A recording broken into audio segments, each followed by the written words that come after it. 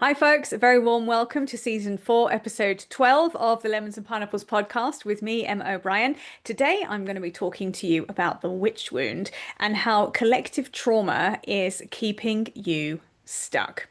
So, what is the witch wound? I was so fascinated when I found out about this, and so many things in my life, and the way I feel about things, and the way I show up for myself or don't show up for myself, all kind of made sense. And I got introduced to this through a book called Heal the Witch Wound by Celeste Larsen. So it's a book that, if this piques your interest, I highly, highly recommend getting hold of and reading, or I listened to it on Audible.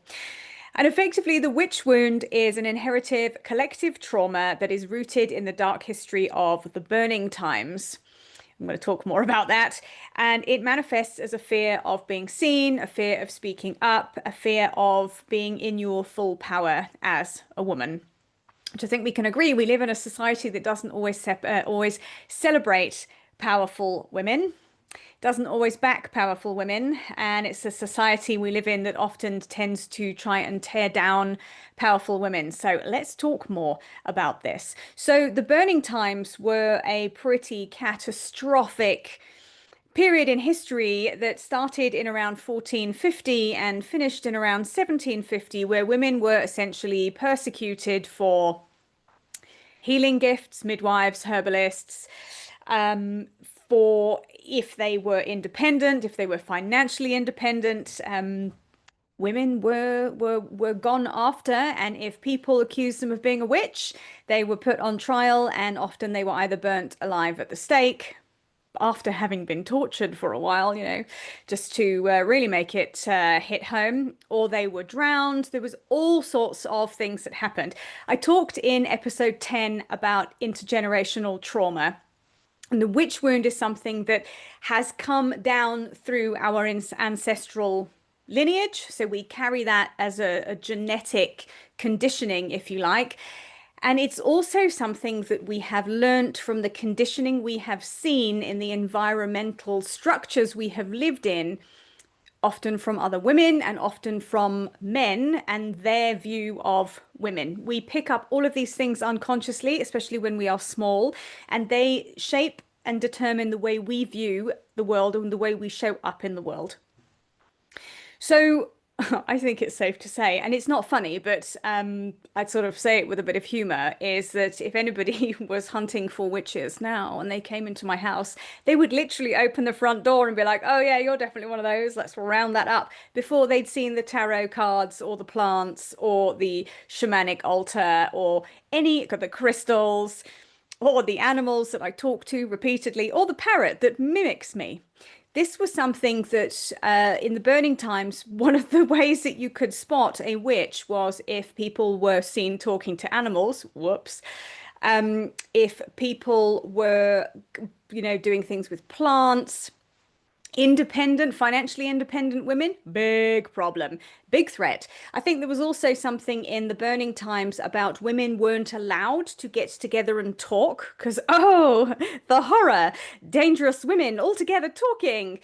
I mean, it's absolutely crazy how, and you can see how the patriarchy has just risen out of, let's just keep women small because they're dangerous. And we probably are if we were allowed to have all the power that we would like.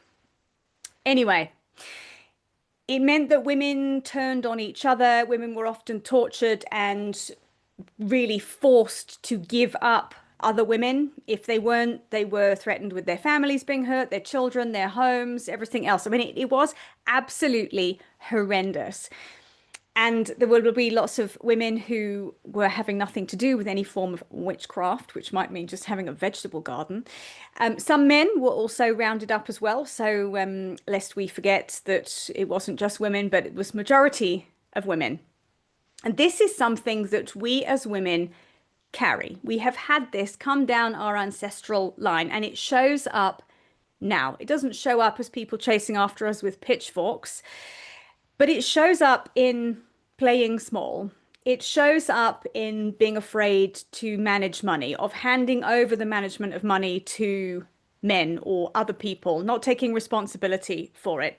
It shows up as people pleasing, saying yes when you really want to say no to things, but you feel like you should. It shows up as molding yourself to fit into spaces. It shows up as not speaking your truth, not standing up for yourself.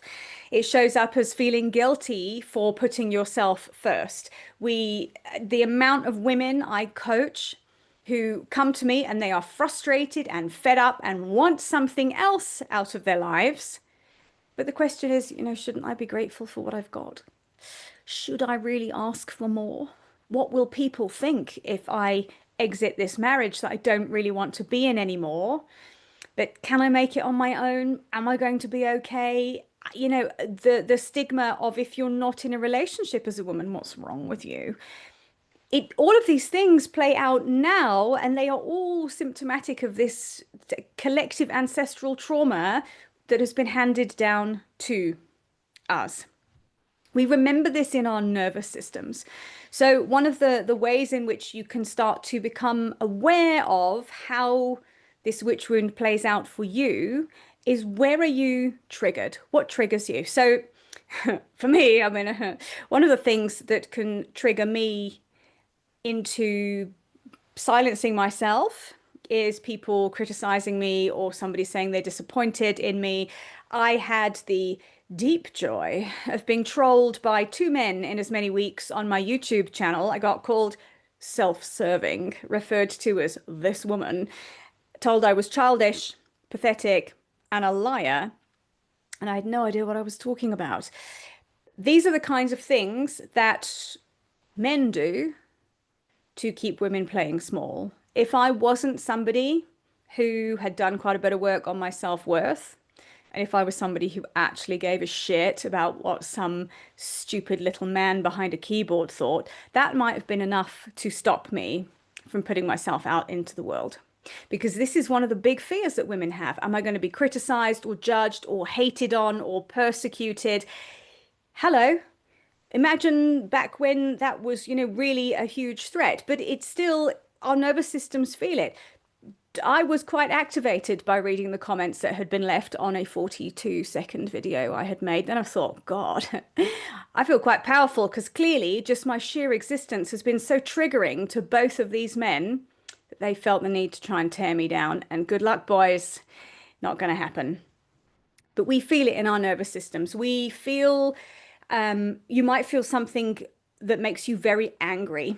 So something that I get very, very triggered by is, my husband thinks it's really hilarious to keep making jokes about when I'm going to make him a lunchbox. And the answer is never, because I am not the kind of woman who makes a lunchbox for a man. But I find it very triggering, because for me, it's a joke, but it's a joke that feels like it's a way of trying to diminish me.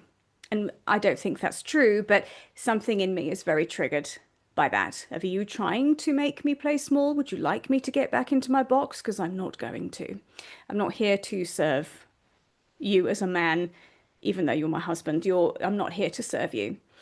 But you'll notice, if you start to pay attention to specific things that trigger you, so whether that is a flight response that's triggered in your nervous system when somebody says to you, well, you've really good at writing, and why don't you put a blog out there? Why don't you start a website and put a blog out there? And a part of you goes, oh, I'd really love to do that, but what might people say?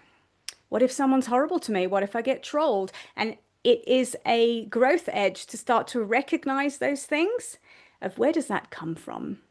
And what do I need to do to heal that? So you can start to pay attention. Where are you activated? What triggers you? What activates your nervous system? What makes you angry? And just start to notice. You can start to notice over the course of the next week, what thoughts and beliefs do you have that keep you playing small?